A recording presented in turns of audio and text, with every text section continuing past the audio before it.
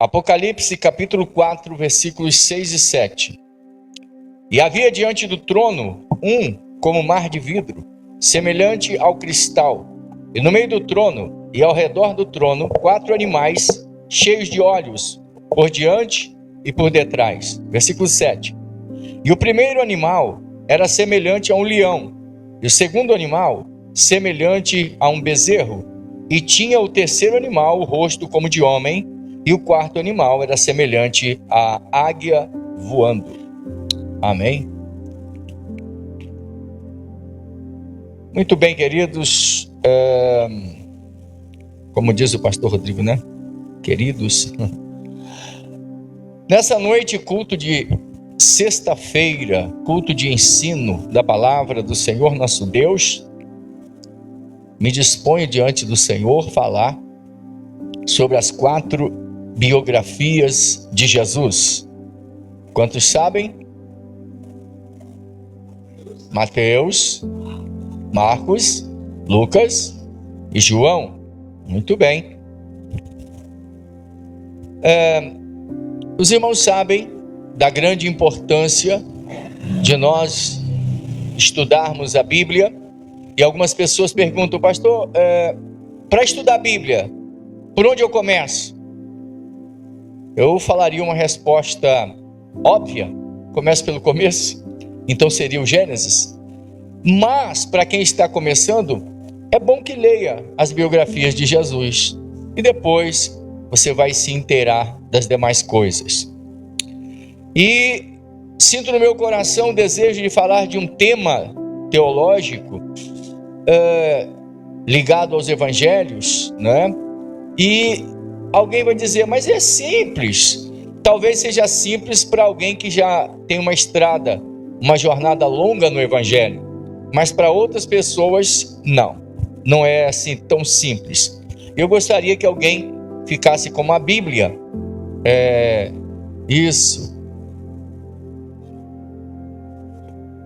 Mas ele vai fazer a leitura no microfone, né? Mas vai ficar lá para eu esperar chegar aqui. Aí, exatamente. Estamos numa live, né? Lembrando que nas nossas reuniões nos preocupamos com a opinião das pessoas, já que é uma live, né? E leituras como no culto como na escola bíblica, no culto de ensino, nós fazemos a leitura do texto. No método de preleção como esse, onde eu falo e as pessoas ouvem, normalmente não tem essa interação. Então eu já ouvi pessoas dizerem assim: mas pastor, as pessoas ficam interrompendo você, ficam fazendo perguntas, as pessoas ficam te interrompendo. Amado, esse é o nosso modelo, entendeu? Esse é o nosso modelo. A gente não é andorinha para andar em bando, mas não é todo mundo, não faz. Eu não sou todo mundo. Então, eu gosto que as pessoas interajam, eu gosto que as pessoas questionem, gosto que até mesmo pessoas heréticas entrem nos metralhando. Faz parte, a pessoa tem direito. Às vezes a pessoa acha que não é herege, aliás, normalmente acha que não. Mas é importante, não para que sejam humilhados, mas para que aprendam a palavra de Deus. E também é bom que nós sintamos esse contato, né? E, como diria, provamos aquilo que nós defendemos, se aquilo é real, é verdadeiro ou não. Porque num confronto a gente vai perceber, nós vamos perceber se estamos defendendo a palavra de Deus, a verdade, ou não. Amém? Em primeiro lugar, o primeiro evangelho, Mateus, eu acho muito interessante isso. Mateus, ele tem a preocupação de apresentar Jesus como rei. Jeremias 23:5. A preocupação de Mateus, falando de Jesus, preste bem atenção, é apresentá-lo como rei. Vocês vão perceber que nós, ao falarmos isso, estamos apenas introduzindo o assunto, porque achei muito interessante o que vem a seguir. Jeremias 23:5. Versículo 5. Isso. Vem dias, diz o Senhor, em que levantarei a Davi um renovo justo, um rei que reinará e prosperará, e praticará o juízo e a justiça na terra. Exatamente. Deixa aberto em Zacarias 3:8. Os irmãos, quando estudarem Mateus, já que eu não vou me deter em ficar falando sobre Mateus, apenas é uma coisa superficial para que nós tenhamos uma ideia, né, do que estamos falando. Senão nós nos preocuparíamos em ficar falando só sobre Mateus, pois a preocupação dele é apresentar Jesus como rei, aquele que Israel estava esperando e que há de reinar para sempre. Marcos tem a preocupação de apresentar Jesus como servo, Zacarias 3:8. 3:8. Ouve Josué, Ouve Josué, sumo sacerdote, tu e teus companheiros que assentam diante de ti, os quais são homens de presságio das coisas vindouras. Eu farei vir o meu servo, o renovo. O meu servo, o renovo. Vejam que ele é apresentado como rei. Agora em Zacarias, o mesmo Cristo é apresentado como servo, tá? Lucas procura apresentar Jesus como homem perfeito. O texto básico para essa leitura é Lucas 19:10, porque o Filho do Homem veio buscar e salvar o que se havia perdido. Abre João 20, versículo 31.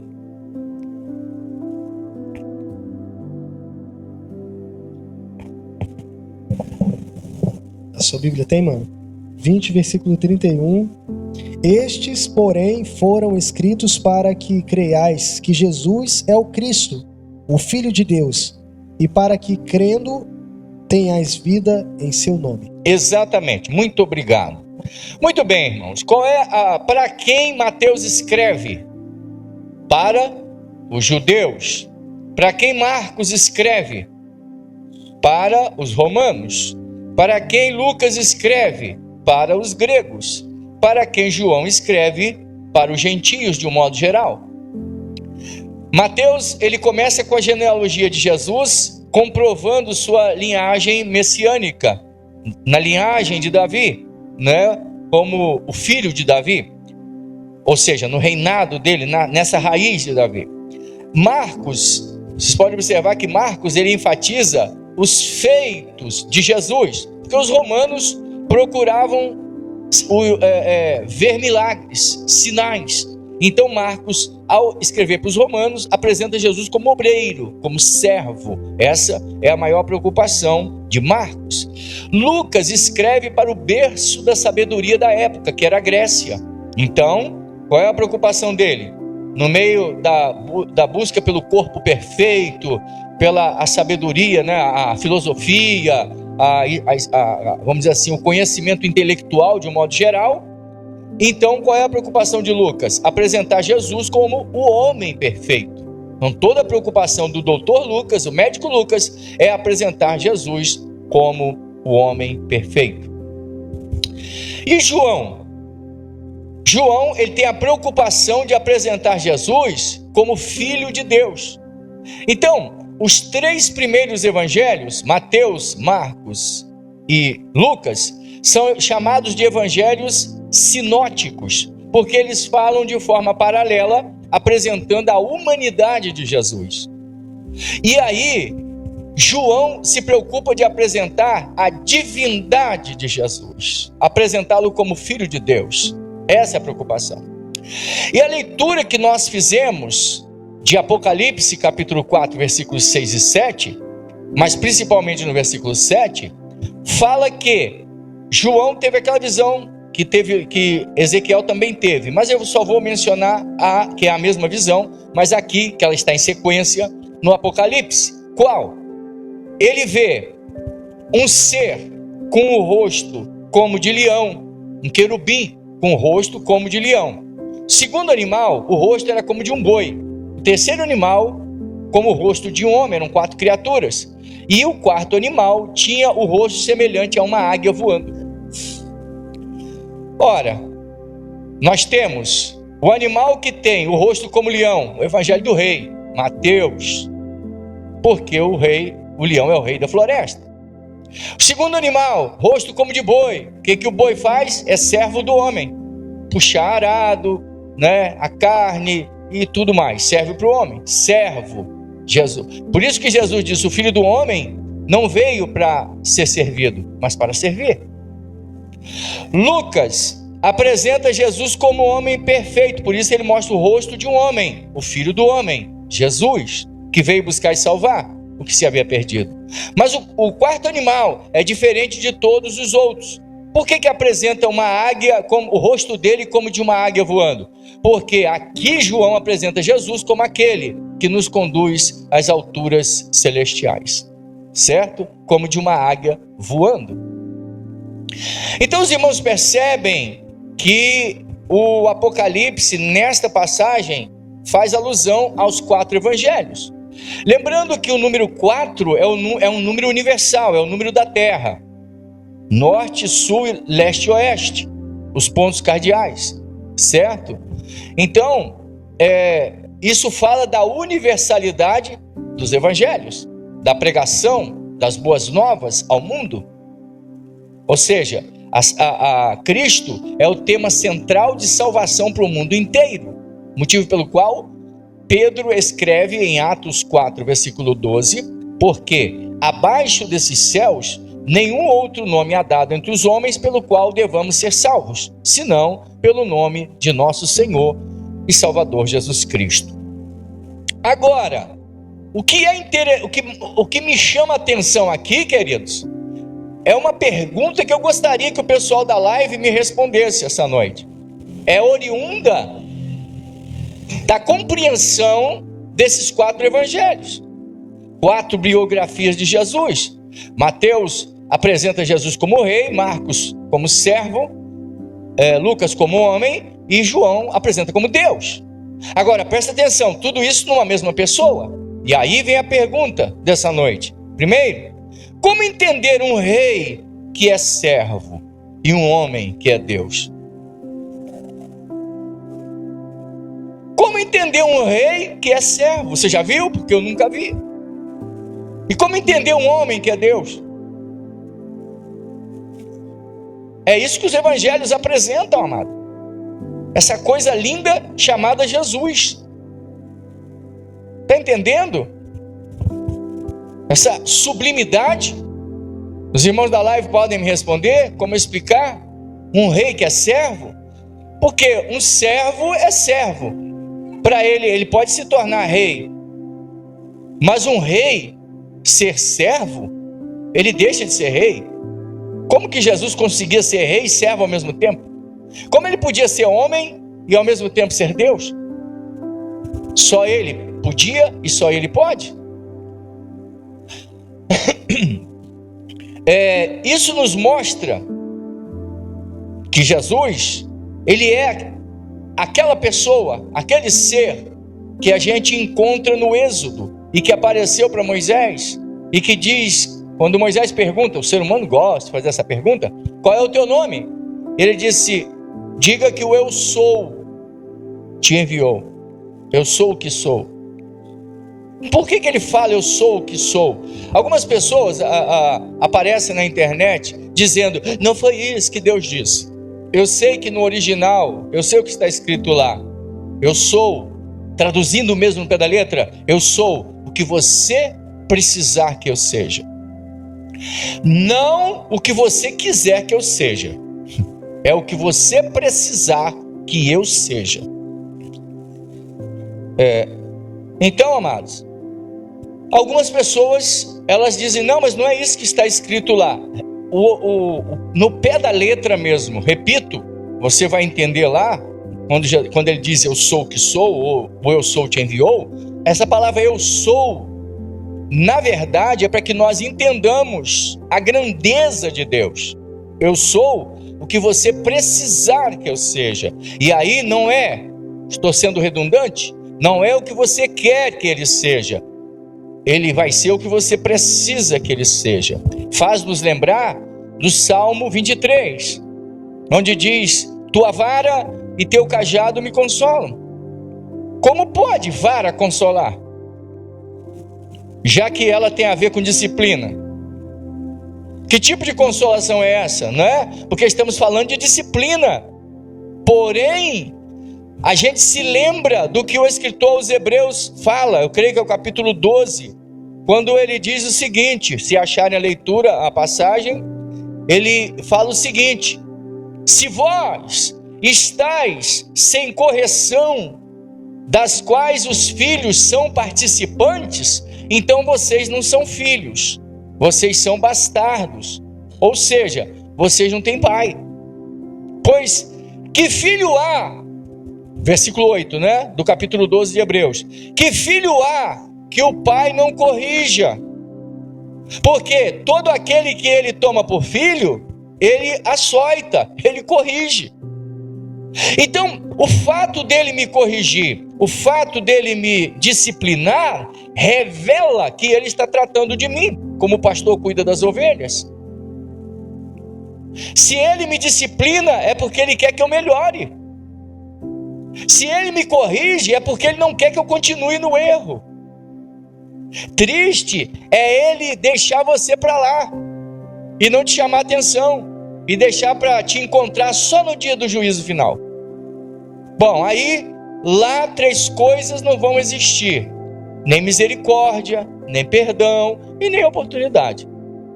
Não vai adiantar gritar, não vai adiantar chorar, não vai adiantar fazer coisa alguma, porque você não terá escape.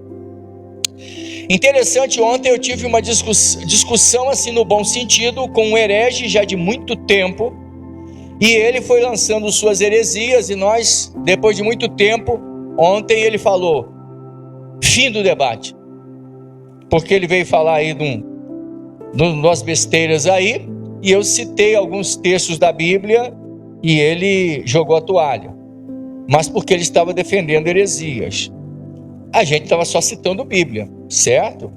Então, irmãos, algumas pessoas, elas querem que Deus faça o que elas querem, mas elas não querem ser disciplinadas e tratadas por Deus. Estamos vivendo essa época em que as pessoas têm comichões nos ouvidos e não suportam a sã doutrina.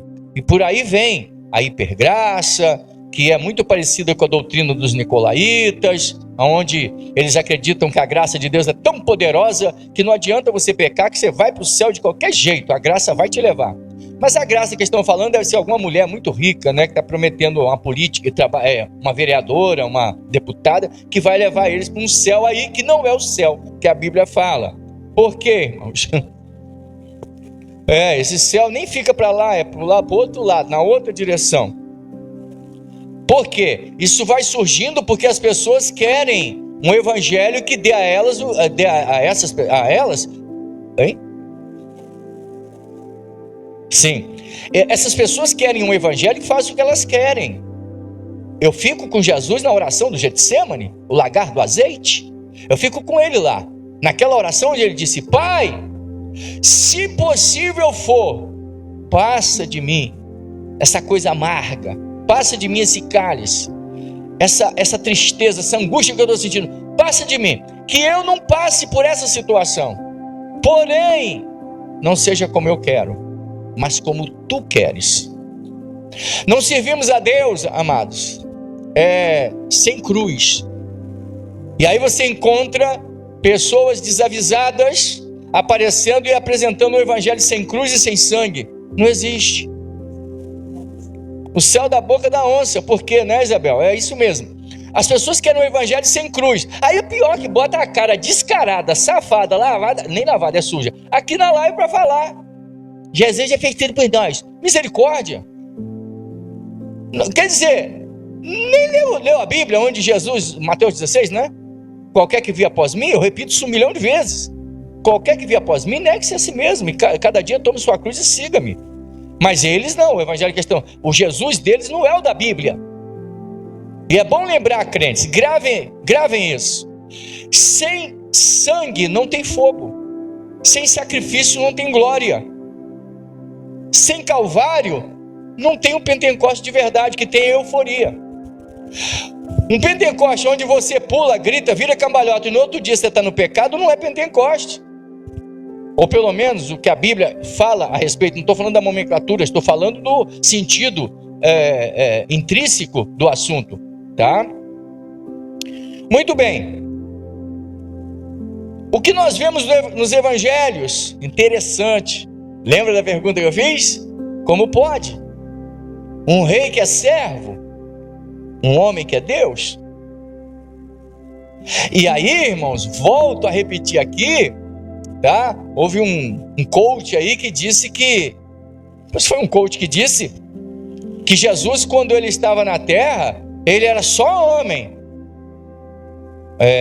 Ele deixou de ser Deus. O cara estava falando, o coach, que ele não podia ser tentado sendo Deus. Amado, ele nunca deixou de ser Deus. A Bíblia não diz que ele perdeu a identidade, diz que ele despiu-se do seu poder. Tanto que quando ele ressuscita dos mortos e ele aparece para os discípulos, ele diz: todo o poder me é dado. Ele não disse: minha identidade voltou. Certo? Ele nunca deixou de ser Deus. Ele não agiu como Deus. Agora, presta atenção. Agir como Deus é uma coisa, mas ele também nunca negou adoração. Ele sempre aceitou. E outra coisa, ele perdoava pecados. Homem não perdoa pecado, só Deus. Então, como pode esse rei ao mesmo tempo é servo e esse homem ao mesmo tempo é Deus? Só o Senhor. Ele é o Deus que provê salvação. Muito simples o texto, pastor, eu estou acostumado a ler. João 3,16. Clássico. Porque Deus amou o mundo de tal maneira que deu o seu Filho unigênito para que todo aquele que nele creia não pereça, mas tenha vida eterna. Interessante, né? Ele provê salvação. Ele é quem dá o Filho. Interessante. Mas ele também é o que toma a forma do Filho. Ou seja, porque a Bíblia diz que o Verbo se fez carne. Em outras palavras, ele não só provê, ele é Deus quando ele oferece o Filho para nos salvar. E como homem, ele se veste de homem e aceita todo o juízo que era contra nós sobre ele. Ele é o provedor e a provisão. É por isso que os utensílios do tabernáculo todos apontam para Jesus. Não só a arca aponta para ele, o propiciatório, como também o que está dentro da arca. Por exemplo, as tábuas, o decálogo, né? Tão idolatrado pelos adventistas, o decálogo aponta para a pessoa de Jesus. Lembra? Está escrito em pedra. Jesus é a rocha. E ele também é o verbo, a palavra viva, aponta para ele. Entendeu? O maná aponta para ele. Lembra do que ele disse para as pessoas que estavam à sua volta? Ele disse assim: vossos pais comeram maná no deserto e pereceram. Ele disse: eu sou o maná, o pão vivo que desce do céu e dá vida para os homens. Quem comer a minha carne e beber o meu sangue, vive para sempre. Porque Jesus é o maná de dentro da arca, porque o de fora estragava, mas o de dentro não. Entendeu, amados? Aponta para ele também. E o cajado? O cetro do Senhor, também chamado de Siló, lá na bênção lá no Gênesis, né? Chama de Siló. O cetro nunca sairá da mão dele. Por quê? Porque ele reinará eternamente. Portanto, aponta para o reinado eterno de Jesus, sua autoridade suprema. O altar do holocausto, a mesa dos pães, o altar do incenso, o candelabro, que tem a haste central que aponta para ele, as 3 de cada lado, que é o número do homem, fala da igreja do Senhor. Castiçal, e por aí vai. Por quê, irmãos? Romanos 11,36 diz o quê? Porque dele, por ele e para ele são todas as coisas. Ele é o centro do centro do centro, de Gênesis ao Apocalipse. Então a gente vê nos evangelhos, os evangelhos nos apresentam esse mistério da encarnação do Verbo, esse misto de identidades. Por quê? Porque Deus é tudo o que nós precisamos. Ninguém mais pode ser assim. Aí vivem pessoas querendo criar um nome para Deus, para limitá-lo como se fosse alguém comum, né? O Charles Taze Russell, naquele livro Poderá Viver para Sempre, né? Hoje usado aí pelos membros da Torre de Vigia, ele diz que Deus é um ser solitário que vive no céu. Para fazer o mundo, ele precisou de ajuda. Então não é todo poderoso. Ele precisou um deusinho menor chamado Jesus, né? Um Deus menor. Só que a Bíblia diz que antes de Deus, Isaías 43:10, 10, não é isso? Ele diz que antes dele e depois dele, Deus nenhum se formou. Só esse detalhe, né? Só esse detalhe. Mas eles dizem que tem aí, foi formado esse deusinho chamado Jesus. E, para ele estar, segundo esse livro, poderá viver para sempre no paraíso na terra, eles dizem também que para ele estar em todo lugar ao mesmo tempo, ele está lá no céu solitário, mas ele manda uma força ativa chamada Espírito Santo, para ele se manifestar em todos os lugares. Só se esqueceram que a Bíblia apresenta as 3 características de uma pessoa, apontando para o Espírito Santo. O Espírito Santo tem intenções, como está escrito em Romanos. O Espírito Santo distribui os dons como quer, e ele se entristece, como está em Efésios 4:30. Ou seja, ele pensa, ele sente e ele tem vontade própria. Isso é coisa de pessoas, mas diz eles que é uma força ativa. Então, irmãos, esse é o tipo de Deus que eles apresentam, que não é o Deus da Bíblia, que é Pai, Filho e Espírito Santo. Filipenses 2, de 5 a 10. De sorte que haja em vós o mesmo sentimento que houve em Cristo Jesus, que sendo em forma de Deus, não teve por usurpação ser igual a Deus, mas a si mesmo se esvaziou, tomando forma de servo, fazendo-se semelhante aos homens. E achado na forma de homem, humilhou-se a si mesmo, sendo obediente até a morte e morte de cruz. Pelo que Deus o exaltou sobremaneira e lhe deu um nome que é sobre todo o nome, para que ao nome de Jesus se dobre todo o joelho dos que estão nos céus, na terra e debaixo da terra. Amém, amado? Ótimo. E toda língua confesse que Cristo Jesus é o Senhor, para a glória de Deus Pai. Amém. Muito obrigado, querido. Então, é a passagem que eu falei no caso dele assumir forma humana. Então, amados, existem pessoas que, principalmente alguns coaches, eles são bons na área deles, mas quando eles começam a querer virar teólogos, aí começam a falar besteira.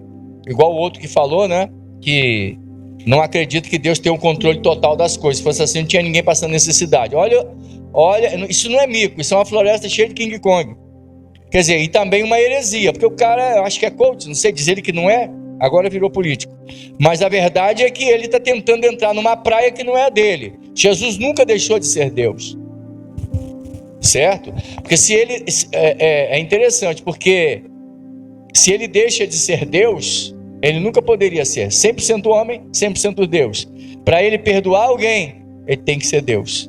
Para ele aceitar a adoração, ele tem que ser Deus. Então fica muito confuso quando alguém, sabe?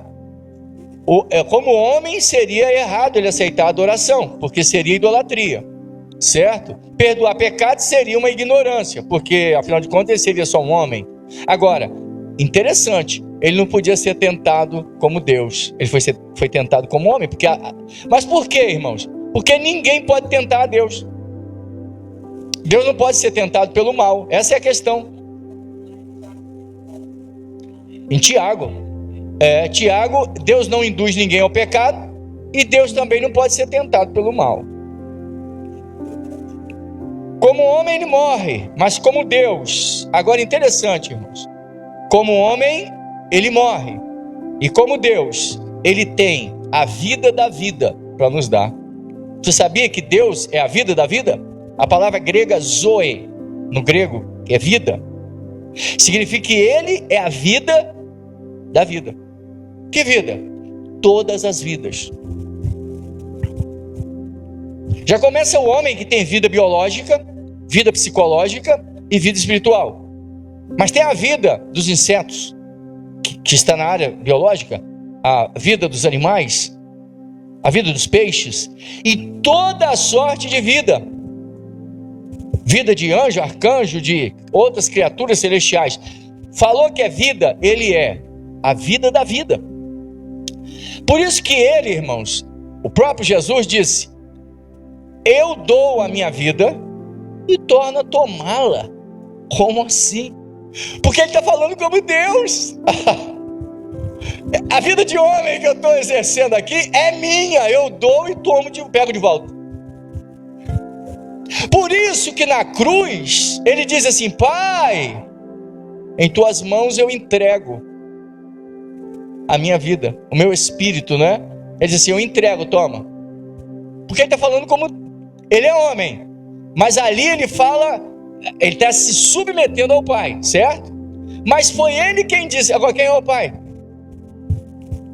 Isso é um mistério, irmão. Sabe por quê? Ele fala em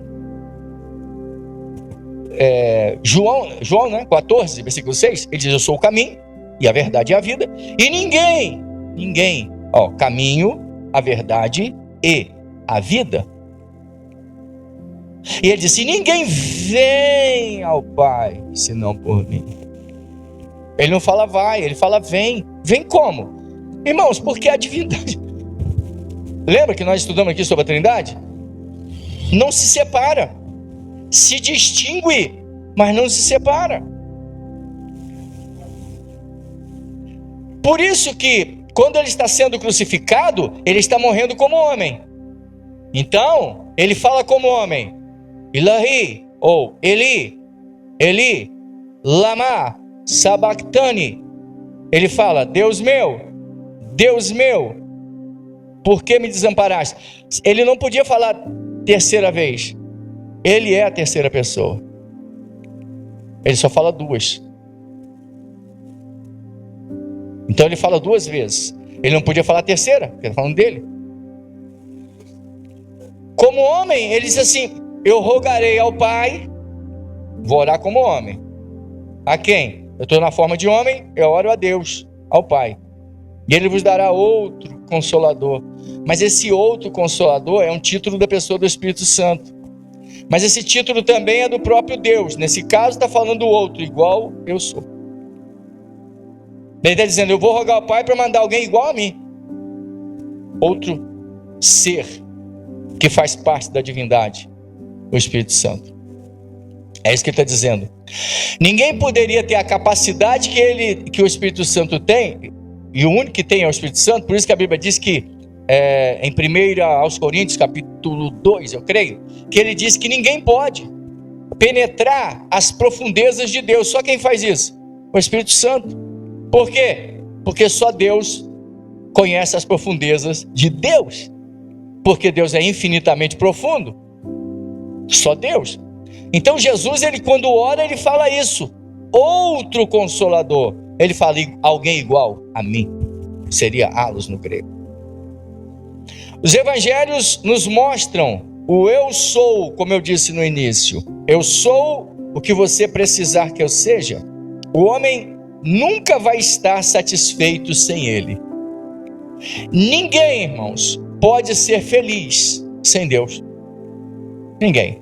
Eu admiro pessoas que abandonam o evangelho e aí vão lá para a rede social. A rede social é bênção, mas também ela é um cabide de hipócritas, de idiotas. O que tem de gente, irmãos, que vai para a rede social para mostrar uma felicidade que não existe, que não está vivendo. Sorriso no rosto não é sinônimo de alegria. Artista faz isso para ganhar dinheiro. E hipócritas fazem isso, sabe? De recalque, como diz o ditado, para tirar onda. Quantas pessoas apareceram sorridentes, de mãos dadas, beijando, e estou muito feliz na rede social, e dias depois tiraram a própria vida? Sorriso verdadeiro, amado, não nasce nos lábios, nasce no coração.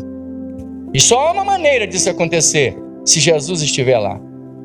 Fora isso, você vai sorrir, mas vai ser um sorriso de hiena. Só essa risadinha que você vai dar, porque você não vai ser feliz. As pessoas vivem na prostituição, vivem nos vícios, e aí aparece na TV hoje, na internet: sou muito feliz. Fala: me engana que eu gosto, porque eu sei que não. Isaías escreve dizendo: para os perversos, diz o meu Deus, não há paz. Sempre o homem sentirá, irmãos, que está faltando alguma coisa. E essa coisa não tem ídolo que preencha. Dinheiro não preenche. Casamento não preenche. Nada preenche, só Jesus. E por qual motivo? Porque você veio dele. E fora de casa, ninguém fica feliz. Já viu quando você faz uma viagem? Você fala assim, não vejo a hora de descansar um pouco, viajar para espairecer. Aí você vai. Comigo dura 3 dias essa alegria. 3 dias depois, não tem hotel 5 estrelas que segure. Tô doidinho para voltar pro meu cafofo. Não é? Pouco tempo que você está lá fora, rapidinho você já fica com vontade de voltar para a sua casa. Pode ser um barraco, mas é a sua casa, ela é a tua mansão. Lá você se sente à vontade. Não tem hotel que consiga substituir a alegria de você estar na sua casa. Não tem. Por quê? O homem, irmãos, pode dizer que está feliz com um monte de coisas. Num transatlântico, sabe? Com os amigos. Mas quando ele for botar a cabeça no travesseiro, ele vai dizer, está faltando alguma coisa. Está faltando Deus. Por isso que um pensador sábio, ele disse, o homem tem um vazio no coração do tamanho de Deus. E quem pode preencher? Deus. Ninguém mais. Muito bem. O homem nunca vai estar satisfeito longe de Deus. Não adianta. Algum tempo atrás, teve uma moça que afastou-se, ela era ensinadora na escola dominical, foi para o mundo, né? Aliás, antes dela anunciar que estava abandonando o rebanho dos santos, antes disso, falei para minha filha assim, fulana, tá muito estranha, a alma dela está obscura, para mim, ela morreu espiritualmente. Aí ela disse, não, ela é assim mesmo. Aí dias depois ela falou que tinha abandonado a fé, não queria saber mais, já tinha morrido há bastante tempo, só faltou cair. E dias depois, começa a aparecer na rede social com bebida, rindo, dando gargalhada. Aí minha filha mostrou e disse, olha fulano como é que está toda alegre. Eu falei, alegre? Ela está frustrada, está fazendo isso de recalque. Você vai ver se ela não, daqui a um tempo ela não está tentando aí, ela corre o risco de se suicidar. E um dia ela veio me mostrar, minha filha me mostrar, fulana tentou suicídio. Tá lá, cheio de tatuagem, com um monte de coisa agarrado na cara, rindo, com a alma vazia de Deus.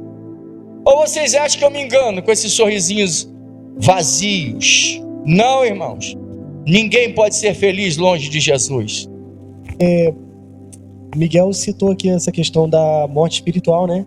A questão da depressão também, né? A pessoa morre espiritualmente primeiro, né? A depressão é um dos sintomas, porque quando a pessoa pergunta para mim de depressão, ela tem várias origens, né? E uma delas é a espiritual. No Apocalipse 5, Jesus aparece, irmãos, como um cordeiro, como que havendo sido morto. É isso? Alguém confere para mim? É o capítulo, Apocalipse 5, né? E ao mesmo tempo, você, na mesma narrativa, apresenta ele como o rei, como o leão da tribo de Judá. Eu vi, diz João, um cordeiro como que havendo sido morto. Mas aí o anjo o conforta dizendo, eis aqui o leão da tribo de Judá. Ó, porque Jesus tem essas coisas ligadas à pessoa dele. Versículo 6, né? Ao mesmo tempo que ele é o cordeiro que morreu por nós, que foi imolado por nós, ele vai nos defender como leão da tribo de Judá. Amém? Fazer o inferno estremecer. Não se enganem, irmãos. O diabo não é leão. Ele ruge como leão. Ele é imitador, é um palhaço. O negócio dele é imitar. E aí eu vejo pessoas dizendo que o diabo é o leão. Ele não é o leão. Ele ruge como leão. Pra gente encerrar. Por quê? Não tá não? 8h47. O que vocês querem? O pessoal está reclamando que está acabando, amados. Se tiver 1.700 eu fico. 170 pessoas assistindo. Mateus apresenta o rei, que é Jesus, e ele nesse aspecto fala do seu governo, que é eterno. Enquanto que Marcos fala da provisão. Já pensou, amados? Eu sempre digo que teve um irmão no seminário que ele dizia assim, o irmão Luiz Magno, lá de Barra Mansa. Ele falou assim, irmãos, ele parou de escrever no quadro e disse, irmãos, que bom que lá no céu vai ter comida. O camarada está preocupado de comer lá no céu, é mole? Quer dizer, não se engane, porque Jesus disse, irmãos, na ceia, ele disse, de agora em diante, não beberei mais desse fruto da vide, até que eu beba de novo convosco no reino de meu Pai. Então, irmãos, que bênção! Existem tantas coisas boas nessa vida, alimentos, bebidas saborosas. Agora imagine a eternidade. Tem um pregador aí, eu não vou falar o nome, ele já é bem rodado, né? Um pastor famoso, de fama internacional. Eu não posso esquecer do homem que eu vou falar aqui, que ele disse que nós lá no céu seríamos assim, como fantasmas, como imagens. Eu falei, meu filho, ele se esqueceu, né, do pneumático, né, o corpo espiritual, ele se esqueceu que nós vamos... Jesus, o que Jesus falou? Jesus passa pelas paredes, mas diz, apalpai-me. Ele é o modelo. E vede que o espírito não tem carne e osso, como vocês estão vendo que eu tenho. Está entendendo? Então, Mateus fala de Jesus, repito, como rei e a governo. Marcos fala de provisão. Nada nos faltará. Como está no Salmo 23. O Senhor é o meu pastor e nada faltará. Nada faltará, né? Esse me faltará, nada faltará. Aliás, e não faltará, exatamente. Mas aqui eu vou citar o Salmo dizendo que Ele é a nossa provisão e nada vai nos faltar. Nunca, na eternidade. Nunca. Mas nós não comeremos e beberemos para não morrermos, porque a morte não entra lá. Lembrando, irmãos, que vocês sabiam que a gente não se alimenta só por causa do corpo?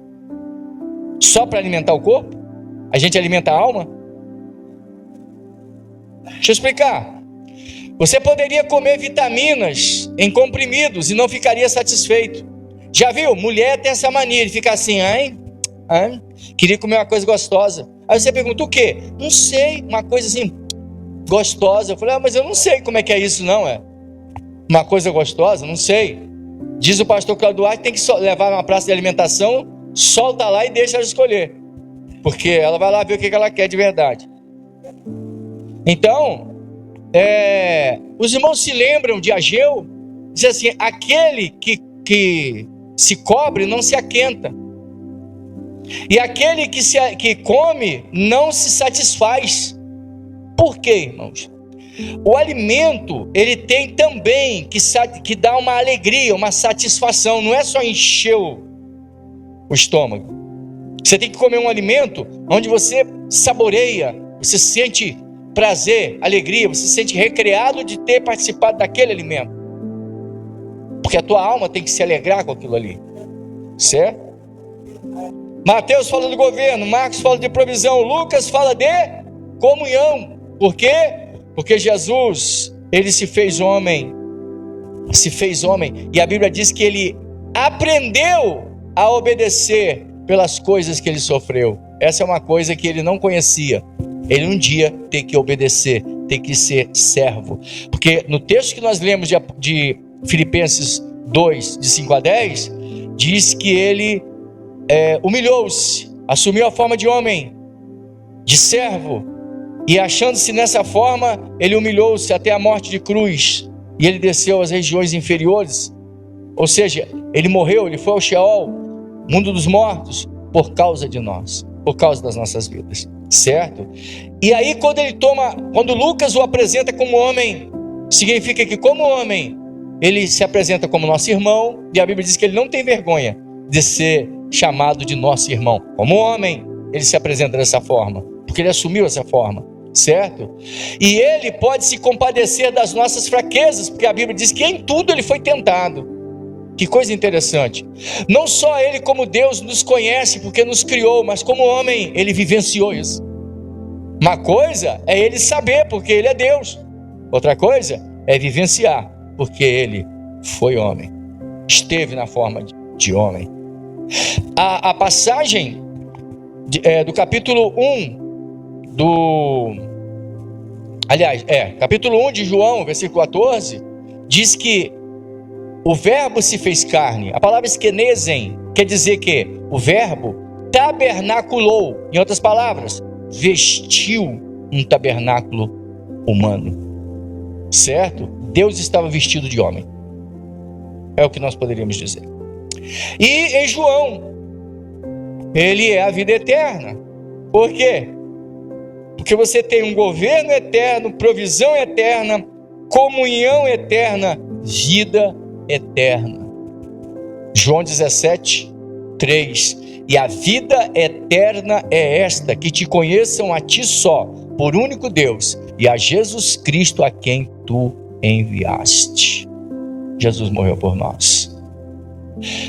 Ele é o único. Não tem Pedro, não tem Maria, não tem José, não tem Tiago, não tem Bartolomeu, não tem ninguém que possa interceder por nós. Não tem anjo, não tem arcanjo, não tem querubim, não tem serafim. E por que não?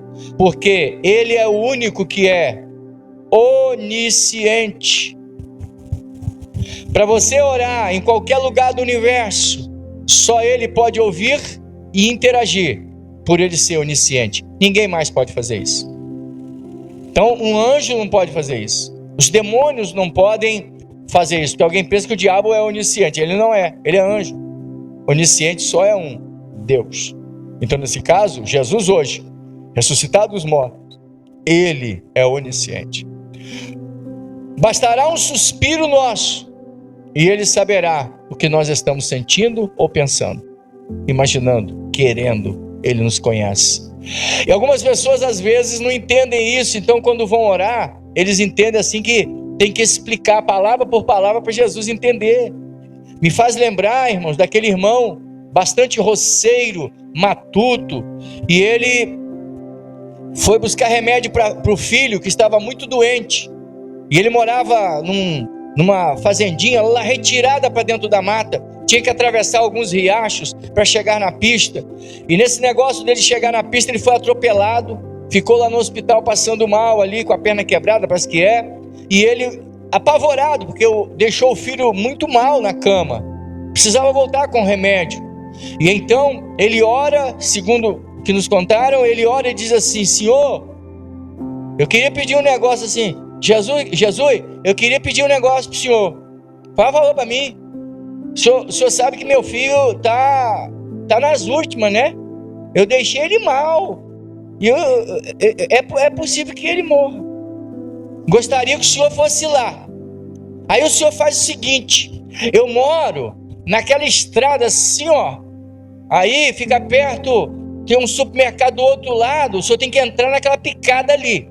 Deixa eu avisar pro senhor que o senhor toma cuidado, que ali tem uma pontinha que o senhor vai atravessar. A camadeira, eu já falei que tem que trocar, que tá meio podre, é perigoso o senhor cair na água. Mas o senhor atravessa ali para mim, vai lá para segundo riacho, o senhor não entra para a direita não, que é lá um vizinho meu, não é lá não. O senhor segue em frente. É a última. O senhor olha assim, uma casinha assim, ó, de sapê, o senhor olha lá, chega lá, por favor, pode entrar que eu tô dando permissão?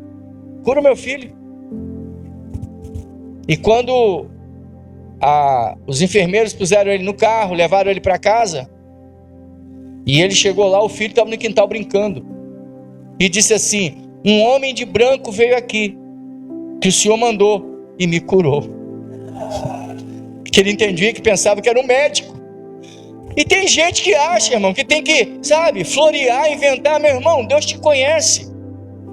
Vocês sabem por quê? Vamos encerrar. Os irmãos sabem por quê que Deus pergunta para Adão: onde estás? Alguém já parou para perguntar por que ele fez essa pergunta? Vem cá. Por que Deus perguntou: Adão, onde estás? Primeira pergunta: Deus não sabia? Mas se Deus não sabia, ele não é onisciente. Mas como ele é onisciente, ele sabia. 2, Se ele sabia, para que perguntou? Ele é hipócrita? Não, Deus não é hipócrita. A Bíblia diz que ele não finge. Por quê? Porque ele não é homem, e nem filho do homem para que se arrependa ou coisa dessa natureza. Então ele não é homem para que minta. Portanto, ele não estava fingindo. Se ele não estava fingindo, ele estava o quê? Testando Adão? Não. E por que ele falou: Adão, onde estás? É simples. Porque ele estava falando com Adão, não de Deus para homem, de homem para homem. Como assim? Porque Deus fala com o homem na linguagem de homem. Deus fala com o anjo na linguagem de anjo. Quem foi que deu os idiomas? Quem foi que deu as linguagens? Deus fala com lagarta na linguagem de lagarta. Deus fala com os leões na linguagem de leão. Por quê? Quem é que deu o modo de se comunicar, amado? Por isso ele pergunta: onde estás?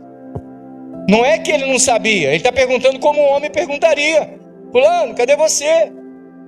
Mas você acha que Deus, portanto, nas suas orações, ore a esse Deus homem, a esse homem Deus? Ore como um homem, converse com ele. Por isso que ele disse: não vos chamarei mais de servos, porque o servo não sabe do segredo do seu Senhor, mas vos chamarei de amigos. Porque o amigo conta o segredo para o outro. Por isso ele é. E aí eu escuto pessoas desavisadas dizerem assim: o cão é o melhor amigo do homem. Já começa que o cão não é amigo de ninguém, né? Agora, dizer que um cachorro é o melhor amigo do homem, ele pode ser amigo, o melhor é Jesus. O melhor amigo é Jesus, não é o cão, não. Se passar fome, ele janta você, né, o cão. Então, irmãos, tem essa liberdade com esse Deus revelado nas biografias. Esse Deus que é rei, mas também é servo. É servo. Ele é homem. Ele é homem, mas ele também é Deus. É isso que os evangelhos apresentam. Vamos orar, irmãos? Terminamos. Glória a Deus. Tenham a liberdade de entrar na presença desse que os evangelhos descrevem. Apegue-se ao Rei dos Reis, o homem das quatro faces. O homem das quatro faces, ele tem o rosto como? Leão. Segundo rosto, boi. Terceiro rosto, homem. Quarto rosto, como de uma águia voando. Isso refere-se aos 4 evangelhos. Amém? Pai eterno, obrigado por essa oportunidade de meditarmos na tua doce, sublime, imutável e gloriosa, majestosa e santa palavra. Aprove ao Senhor fortalecer o coração daqueles que têm contato com a mesma e inspirar aqueles que não liam e não folheavam suas santas páginas. Que nós possamos alimentar o nosso espírito com esse pão glorioso, Senhor, visto como o Senhor disse, que nem só de pão vive o homem, mas de toda palavra que sai da tua boca. Espírito Santo, nesse momento, que vidas estejam sendo despertadas, que estejam sentindo o apetite pela tua palavra, um apetite renovado, porque apetite pela tua palavra, nós sabemos, é sinal de saúde espiritual. Nos dê uma noite tranquila, nos guarde no retorno aos nossos lares, nos dê, meu Senhor, um sábado de bênçãos na tua presença, concedendo as respostas às nossas orações, que essas venham te enaltecer em nome de Jesus. Que o Senhor te abençoe e te guarde, que o Senhor faça resplandecer o seu rosto sobre ti e tenha misericórdia de ti, que o Senhor sobre ti levante o seu rosto e te dê a paz. Amém?